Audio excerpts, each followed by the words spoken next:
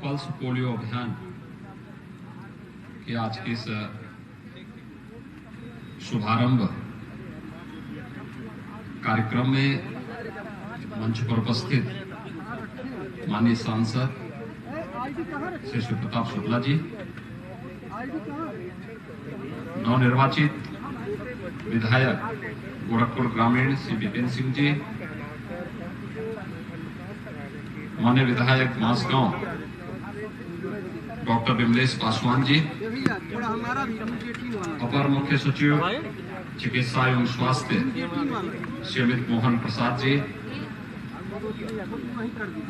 गोरखपुर के सभी प्रशासनिक और स्वास्थ्य विभाग के अधिकारीगण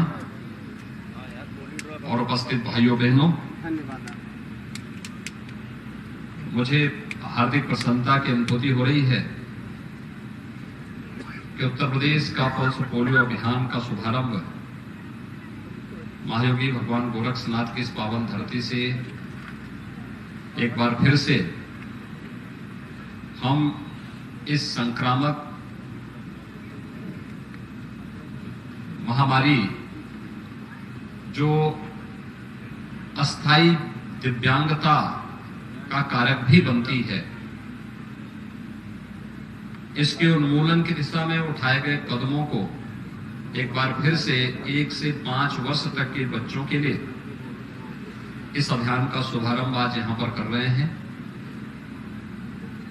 यद्यपि उत्तर प्रदेश ने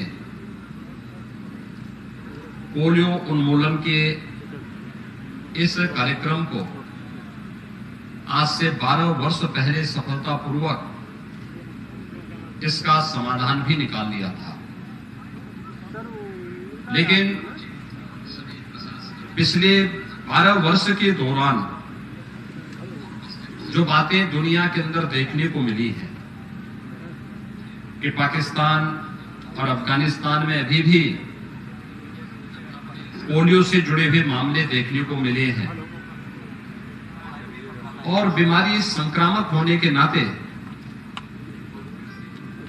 यह इसका खतरा लगातार बना रह सकता है। इसलिए जब तक कि पूरी दुनिया से इसका पूरी तरह उन्मूलन नहीं हो जाता है, तब तक इस सतर्कता के लिए हमें न केवल वर्तमान को बल्कि भावी पीढ़ी को भी बचाने की दिशा में एक सार्थक प्रयास करना होगा और पल्स पोलियो अभियान उसी का हिस्सा है। हम सब इस बारे में ध्यान में रखते हैं कि सामूहिकता पर कितनी ताकत होती है। जब सभी लोग एक साथ मिलकर के अंतर विभागीय समन्वय के माध्यम से इस कार्यक्रम को आगे बढ़ाते हैं तो उसके बेहतर रिजल्ट भी हम सबके सामने प्राप्त होते हैं। और वर्तमान में हम इस बात को आसानी से जान सकते हैं कि प्रधानमंत्री मोदी जी के नेतृत्व में भारत का कोविड प्रबंधन दुनिया के अंदर सराहा गया। इस महामारी से दुनिया के अंदर लाखों लोगों की मौतें हुई। उन सब के प्रति हमारी संवेदना है, लेकिन भारत के अंदर 4T के सूत्र को अंगीकार करते हुए जिस मजबूती के साथ भारत ने कोविड प्रबंधन की एक नई छाप दुनिया के सामने प्रस्तुत की है, सर्वत्र उसकी सराहना हुई। और भारत के कोविड प्रबंधन को जब राज्य के अंदर हमने लागू किया तो आज उत्तर प्रदेश कोरोना प्रबंधन में देश के अंदर अग्रणी स्थान रखता है। सर्वाधिक टेस्ट, सर्वाधिक वैक्सीन की डोजेज, कोरोना के उपचार के लिए उत्तर प्रदेश जैसे राज्य में, जिस राज्य के बारे में कहा जाता था कि यहां का पुअर हेल्थ इंफ्रास्ट्रक्चर है, उस उत्तर प्रदेश ने देश के सामने यह साबित किया है कि नहीं, हम किसी भी मामले में कमजोर नहीं है, बल्कि हमारे पास सर्वाधिक बेड्स मौजूद हैं, सर्वाधिक सुविधाएं कोरोना से के उपचार के लिए भी मौजूद हैं। और आज मैं कह सकता हूं, जब इस देश के अंदर कोरोना आया था और उत्तर प्रदेश के अंदर पहला मामला देखने को मिला था, तब हमारे पास कोरोना की आरटीपीसीआर की टेस्ट करने की कोई सुविधा नहीं थी। आज उत्तर प्रदेश के हर एक जनपद में हमारे पास आरटीपीसीआर का टेस्ट करने के लिए लैब्स मौजूद हैं। और यही नहीं, गोरखपुर में भी 3-3 जगह हमारे पास टेस्ट करने की सुविधा है। इसके साथ साथ 4 लाख टेस्ट करने की क्षमता आज के दिन पर प्रतिदिन उत्तर प्रदेश के अंदर मौजूद है।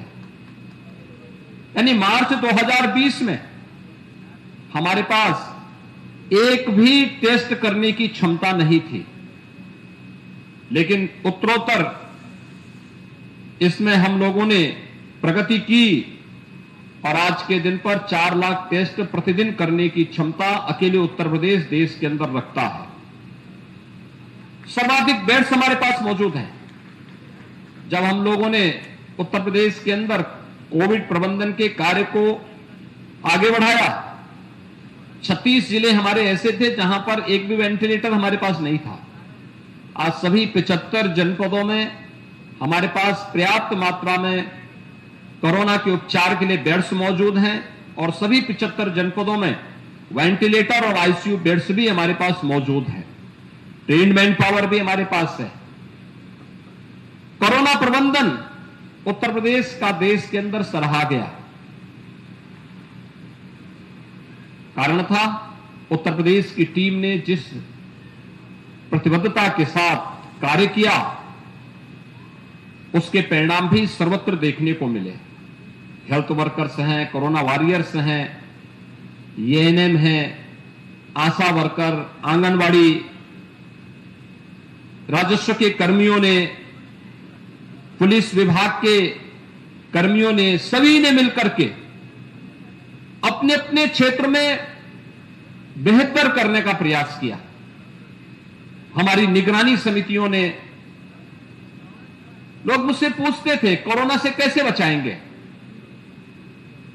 तो कोरोना के उपचार के लिए प्रधानमंत्री मोदी जी का मार्गदर्शन तो हमारे सामने था ही, लेकिन हम उससे पहले पूर्वी उत्तर प्रदेश, गोरखपुर समेत पूर्वी उत्तर प्रदेश में कभी बच्चों की काल बन चुकी बीमारी इंसेफ्लाइटिस का हम लोगों ने सफलतापूर्वक समाधान निकाला था। जो बीमारी 40 वर्षों में 50,000 से अधिक इंसेफ्लाइटिस से होने वाली मौत के आंकड़ों को 95% से अधिक हम लोगों ने नियंत्रित कर दिया है। और आने वाले समय में और भी अच्छे ढंग से हम संपूर्ण उन्मूलन की दिशा में, इंसेफ्लाइटिस के संपूर्ण उन्मूलन की दिशा में कदम बढ़ाने की ओर हम लोग अग्रसर हैं।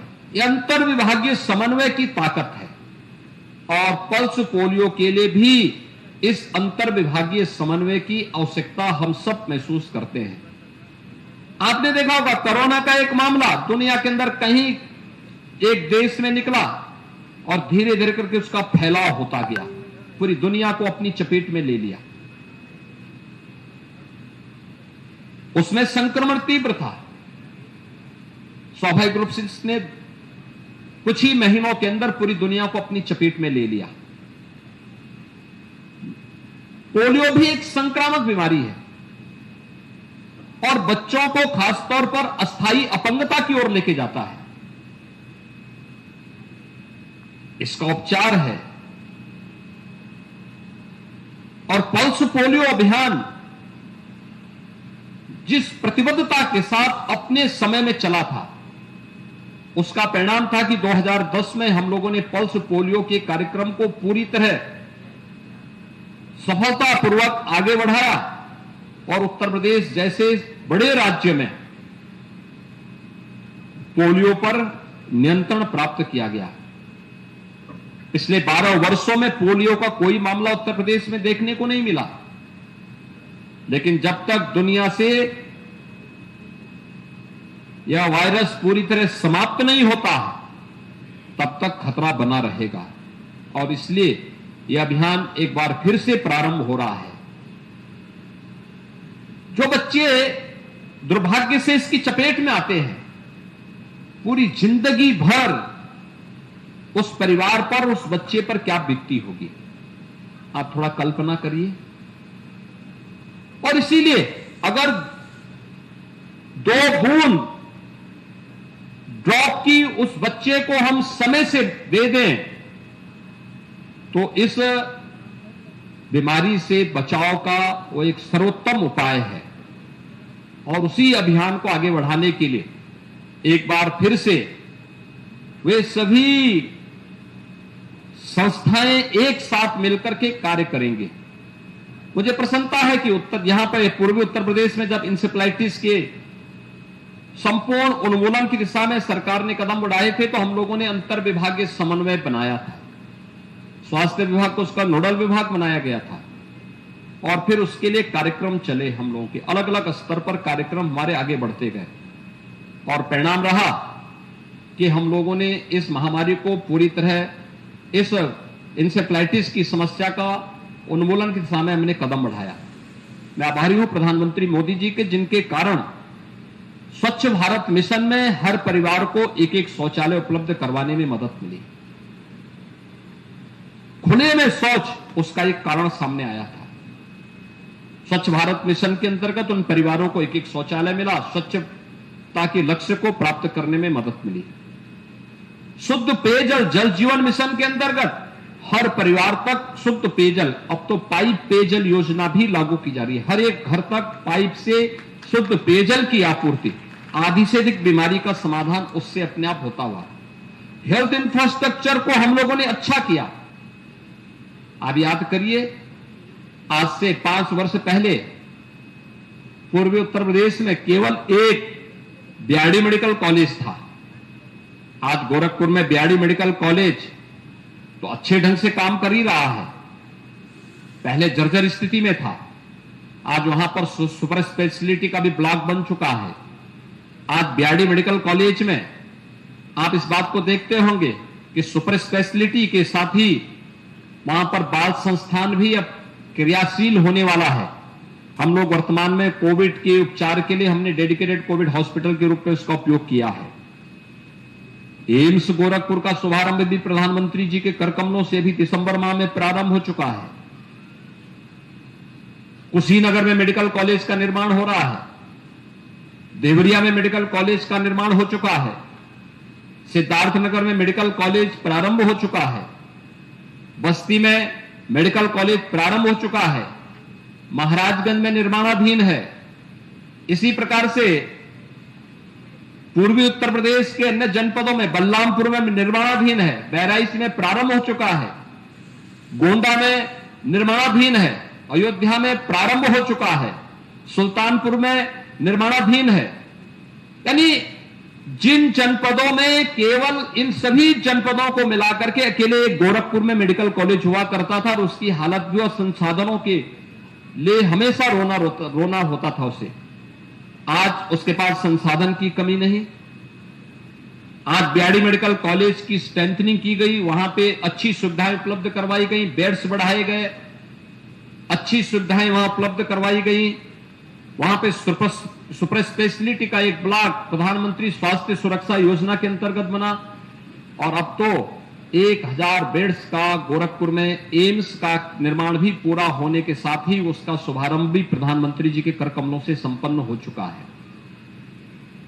कोविड के उपचार के पहले इंसेफ्लाइटिस के लिए भी जो कार्यक्रम चले, गोरखपुर और बस्ती कमिश्नरी के हर एक जनपद में, डिस्ट्रिक्ट हॉस्पिटल में 10-10 बेड का आईसीयू का निर्माण किया गया, मिनी पीको का निर्माण किया गया, सीएससीज में किए गए और परिणाम हुआ कि सर्विलांस को बेहतर करने का परिणाम हम सबके सामने प्राप्त हुआ।